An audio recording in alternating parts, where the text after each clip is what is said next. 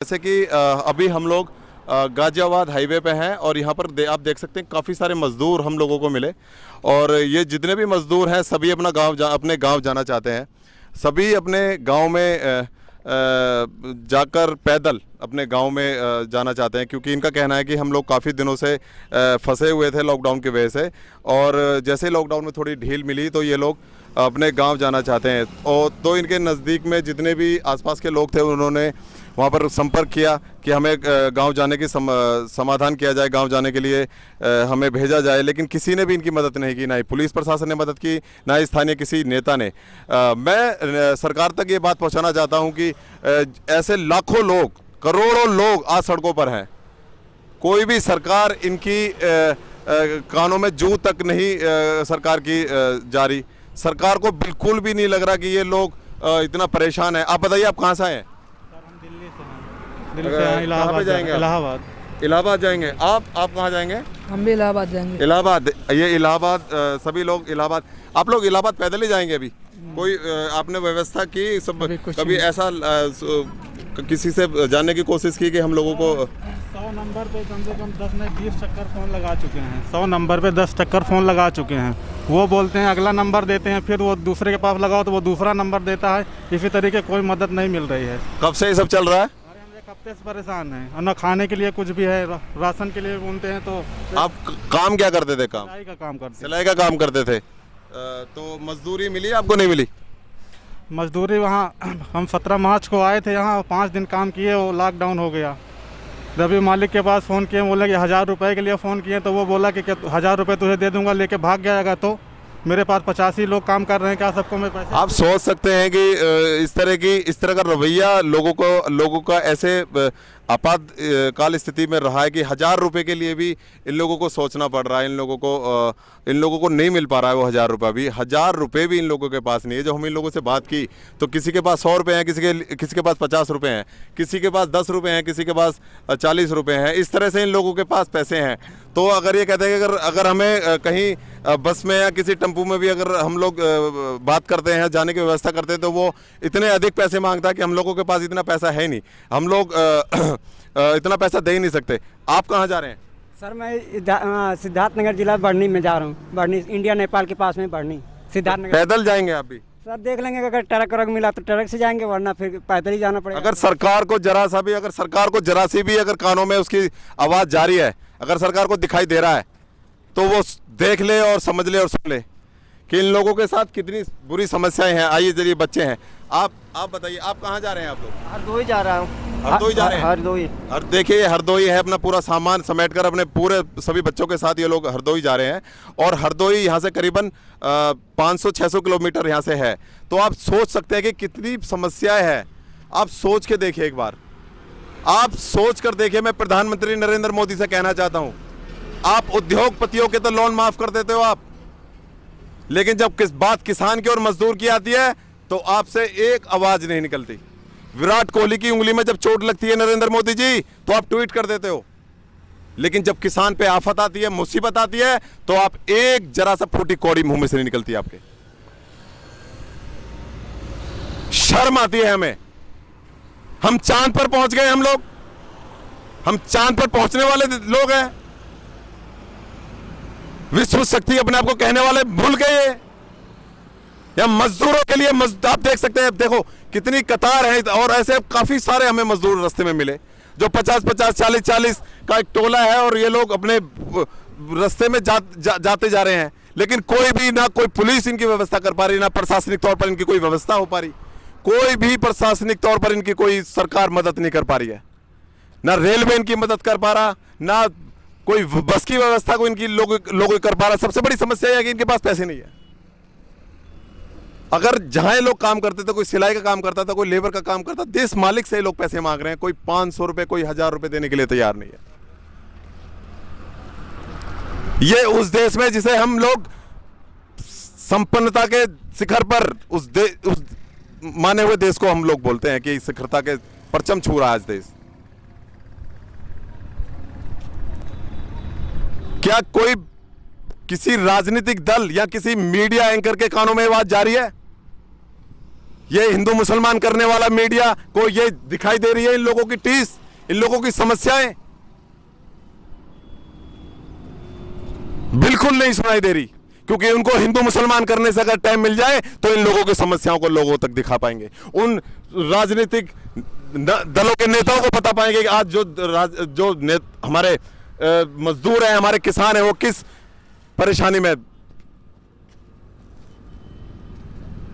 आप देख नहीं सकते, इतनी भरी दोपहरी में ये लोग पैदल चल रहे हैं, किसी टेंपो को हाथ देते हैं, किसी थ्री व्हीलर को हाथ देते हैं, किसी ट्रैक्टर को हाथ देते हैं, लेकिन कोई रोकने के लिए तैयार नहीं है। मजबूरन इन लोगों को पैदल चलना पड़ रहा है। हमें कई महिला मिली जो प्रेग्नेंट थी, 3-4 महीने की प्रेग्नेंट महिलाएं पैदल चल रही हैं, छोटे छोटे बच्चे को गोद में लेकर वो महिलाएं चल रही हैं,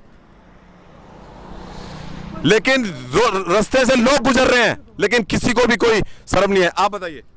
सरकार बड़े बड़े वादे करती है, कहती 6 किलो राशन देंगे, 8 किलो देंगे हफ्ते का, कुछ भी नहीं मिला, 1 पैसे। क्या खाएंगे? आज 45-47 दिन तो हो गया, और फिर पैदल जा रहे, ऊपर से पुलिस वाले मार रहे, कह रहे वापिस जाओ वापिस जाओ।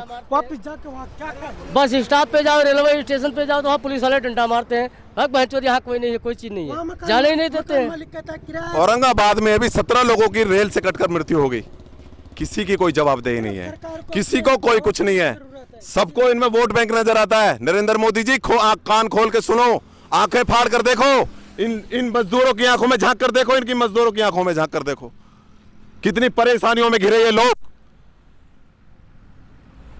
एक एक पैसे के लिए परेशान है। एक एक हम काफी लोगों से हमने बात की, किसी की जेब में 10 रुपए हैं, किसी की जेब में 20 रुपए हैं, इतनी समस्याओं में। आप बताइए, आप कहां से आए हैं? सर पानीपत से आए हैं। पानीपत से आए हैं? पानीपत से पैदल चल कर रहे हैं? हाँ जी। तो कितने दिनों से चल रहे हैं आप? 3 दिन हो गए सर। 3 दिन से लगातार चल रहे हैं आप। तो कहाँ काम करते थे आप? सर कंपनी में काम करते थे। कंपनी में काम करते थे? तो कोई कंपनी का मालिक ने कोई पैसा वैसा दिया आपको? पैसे वैसे नहीं दिए सर, बस जब तक पैसे थे तब तक खाए थे, उसके बाद पैसे ख़त्म हो गए तो फिर आना पड़ा। पुलिस वाले पैदल भी नहीं, आप सोच सकते हैं पैदल निकल रहे थे, पैदल। सर पुलिस वाले पैदल भी नहीं जाने दे रहे हैं, पैदल के लिए अपने निकले हैं तब भी पुलिस वाले नहीं जाने दे रहे हैं, लौटा रहे हैं, ना कोई साधन ना कुछ, पैदल भी नहीं जाने दे रहे हैं, मार के लौटा रहे हैं। आप कहाँ जा रहे हैं? इलाहाबाद। इलाहाबाद जा रहे हैं। देख लीजिए, जिस हिंदू धर्म का आप दम भरते हैं ना, वो सारा हिंदू सड़कों पे है, और वो जो हिंदू की रक्षा करने वाले लोग अपने आप को लॉकडाउन में सुरक्षा में महसूस कर पा रहे हैं, अपने आप को सुरक्षित कर पा रहे हैं। बहुत आसान कहना होता है कि घर पे रहें, सुरक्षित रहें, लेकिन मैं ये भी कहना चाहता हूँ, जो बाहर है क्या वो सुरक्षित है?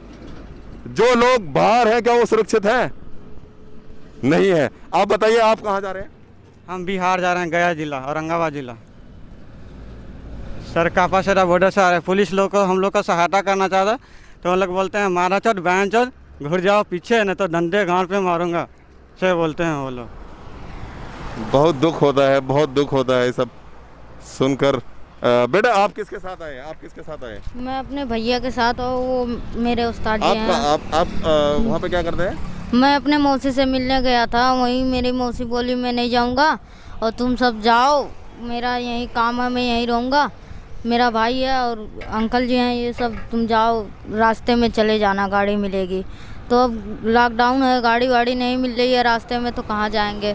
गाड़ी बोले थे खोले हैं, कुछ आदमी जा सकते हैं, तो कोई नहीं गाड़ी वाड़ी मिल रही है, इसीलिए मैं पैदल चल रहा हूँ। बहुत बड़ी हैरानी होती है कि जब सरकारें अपने आप को ये दिखाने की कोशिश करती हैं कि हम किसानों की और मज़दूरों की सरकार है, किसानों के लिए काम करते हैं, मज़दूरों के लिए काम करते हैं, लेकिन दोस्तों जब यही मज़दूर, यही किसान जब आफत में और मुसीबत में आता है, तो यही सरकारें किस तरह से किनारा करती हैं, उसकी जीती जागती तस्वीर हम लोग यहाँ पर देख रहे हैं। हम लोगों ने पीछे हम लोगों ने देखा कि काफ़ी सारे लोग हैं।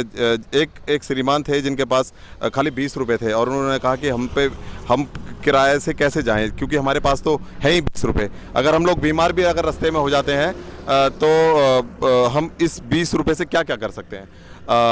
हम लोगों पे जो भी सामान था हमने लोगों को दिया, और जो भी मदद हो सकी, जो हम काफ़ी दिनों से हम लोग मदद करते हुए आ रहे हैं, जो भी सड़कों पे इस तरह से लोग अपने घरों के लिए प्रस्थान कर रहे हैं, तो सरकार को सोचना चाहिए, जो नरेंद्र मोदी और ये सरकारें बड़े बड़े दावे करती हैं कि किसान और सब कुछ ठीक है, सब मजदूर ठीक है, सब कुछ देश में सब कुछ चल रहा है, लेकिन ज़मीनी हकीकत कुछ और है। आप बताइए, आप कहाँ जा रहे हैं? बस कहाँ पर? गोंडा गोंडा गोंडा, यूपी में जा रहे हैं आप? यूपी में जा रहे कहाँ से आ रहे हैं? हैं, पानीपत से। पानीपत से आ रहे हैं। और पानीपत से पैदल आ रहे हैं आप? पैदल आ रहे हैं जी। कितने दिनों से चल रहे हैं आप? मैं कल सुबह कल चले थे 9 बजे सुबह से पैदल चल रहे हैं। अब क्या करें? सरकार की तरफ से कोई मदद? सरकार की तरफ से यही मिलती है, पुलिस डंडा मारते हैं और ऊपर से वापस करते हैं। अब आप देख सकते हैं कि जब सरकार को लेकर सवाल पूछा जाता है तो इनकी मुंह से यही निकलता है कि सरकार हमारी कोई मदद नहीं कर पा रही है। और ये बड़ा दुख होता है कि जब मज़दूरों की जब बात कहीं भी आती है तो ये पूरे देश में है, ऐसा नहीं है कि अभी ये देखने को मिल रहा है, पूरे देश में ये सब देखा जा सकता है कि जब जब मज़दूरों पर, किसानों पर कोई आफत आती है तो सरकारें बिल्कुल भी काम नहीं कर पाती। अब आप कितने दिनों में पहुंच जाएंगे आप? अभी अब जो लग जाए 2-4 दिन। बलरामपुर जाना है हमको। बलरामपुर जाने? हाँ जी। कुछ पैसे वैसे हैं? पैसे कहाँ से आएंगे, जब इसीलिए तो हम लोग वहाँ से भागे हैं। जब मजदूरी नहीं चल रही है, पैसे नहीं मिल रहे हैं, क्वार्टर का किराया नहीं दे पा रहे हैं, लाला लोग खाना पैसे नहीं देते खाने के लिए, तभी तो भागे हैं। नहीं क्यों भागते? अब यहाँ तो रास्ते में पुलिस डंडा मार रही है, मार मार के खदेड़ रही है, पीछे को खेद रही है, भागो लौट के जाओ। अब कहाँ जाए? वहाँ उधर वहाँ रहने का व्यवस्था नहीं, खाना खाने का व्यवस्था नहीं, जेब में पैसे नहीं, कहाँ चले जाएँ हम लोग? किस आधार से पहुँचे? ये उस मीडिया को भी है जो दिन रात हिंदू मुसलमान करता है और जो असल मुद्दे हैं इस देश के, उस मुद्दों पर कभी भी बात नहीं की जाती और ना ही कभी उन मुद्दों पर चर्चा की जाती है। और ना ही कोई बड़ा राजनेता, चाहे वो आज कहाँ है गृह मंत्री, कहाँ है स्वास्थ्य मंत्री, गृह मंत्री, अगर किसी से पूछ भी लो तो किसी को नाम तक नहीं पता है। ये देश की स्थिति है। ऐसी भयंकर आपदा में ये लोग अपने गांव जाने के लिए मजबूर हैं, किसी से भी इनको मदद नहीं मिल पा रही है, ऊपर से पुलिस व्यवस्था और पुलिस इनको डंडे मार रही है, गालियां दे रही है। आप कहाँ जा रहे हैं? बाजी जाएंगे बलरामपुर हम। बलराम कहाँ से आ रहे हैं आप? सोनीपत से। सोनीपत से आ रहे हैं जी। कुछ किसी ने कोई व्यवस्था करी मालिक वाले? कुछ नहीं करे कोई जी, भूखे 2 दिन भूखे हो गए जब भगे झोला निकाल के जी, और पुलिस ने डंडा मार मार के वापसी खेद रहे। फिर आप पैदल ही चल रहे हैं? डंडा मारा आपके? यहाँ हाथ पे मारा जी। हाथ पे मारा था? हाँ जी। क्या बोला पुलिस वालों ने, क्या बोला आपको? बोला बहन का रोले वापा रिटर्न चला जा, और डंडे मार दिया। एक डंडे यहाँ मारा, एक डंडे यहाँ पे मारा।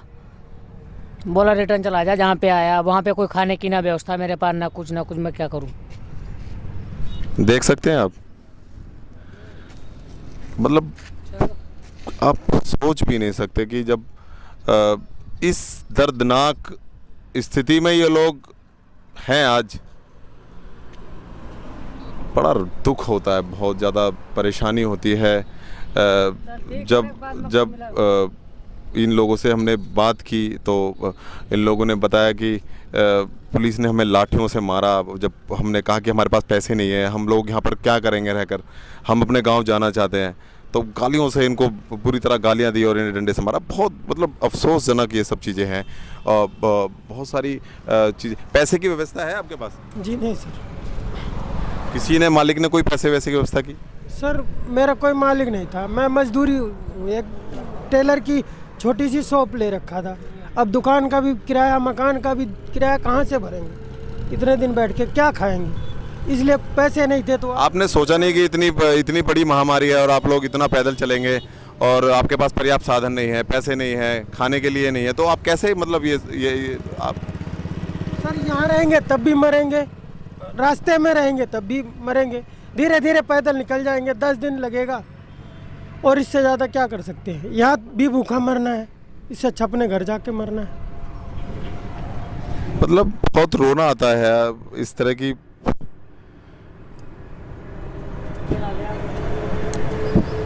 बहुत दर्दनाक। हमारे देश में बाहर के प्रधानमंत्री के सेकंडों के हिसाब से करोड़ों रुपए खर्च करे जाएंगे, लेकिन मजदूर को बड़े बड़े आश्वासन दिए जाएंगे, लेकिन उनके लिए कोई व्यवस्था नहीं है सिवाय लाठी खाने के। क्या कहें अपने देश के प्रधानमंत्री या किसी से, हम कुछ नहीं कहना चाहते सर। सुनने में बड़ा अजीब लगता है, लेकिन जब कोई इसी मज़दूर की या किसान की जब आत्माएं दुखी होती हैं तो वो सभी के लिए दुखी होता है, परेशान होता है, और जिससे उम्मीद करता है अगर वही सरकारें जब उनके ऊपर से अपना हाथ हटा लेती हैं और तो उम्मीद कहीं ना कहीं ख़त्म हो जाती है। मैं तो सिर्फ सरकार से यही कहना चाहता हूँ कि जो भी इस तरह के लोग फंसे हुए हैं, 1-1 हज़ार, अभी पीछे हमारी बात हुई, वो करीब 4 दिन से वो लोग चल रहे हैं, 4 दिन से दिन रात चल रहे हैं। कहीं कहीं रुक जाते हैं, कहीं कहीं खाने की व्यवस्था हो जाती है, कहीं भंडारे में ऐसे करके खाने की वो लोग व्यवस्था कर रहे हैं, लेकिन उनका एक बिल्कुल मन हट गया है। वो क्या अब कभी नहीं आएंगे यहाँ पर, क्योंकि यहाँ पर लोग इंसान नहीं रहते हैं। इंसान के भेष में लोग सब जंगली हो चुके हैं। कोई भी हमारी मदद नहीं करना चाहता, और सरकारें देश की जिम्मेदारी है हम लोगों की, ऐसे बुरे दौर में हम लोगों की रक्षा करना, ऐसे बुरे दौर में हम लोगों की सेवा करना, लेकिन सरकारें हमारी बात तक नहीं कर पा रही हैं। मीडिया हमारी बात नहीं उठाता, मीडिया हमारी बात करने के लिए तैयार नहीं है। कोई भी सरकार हमारी बात करने के लिए, हम कहाँ अपनी बात रखें? तो ये बहुत बड़ा दुख है, बहुत बड़ी पीड़ा है।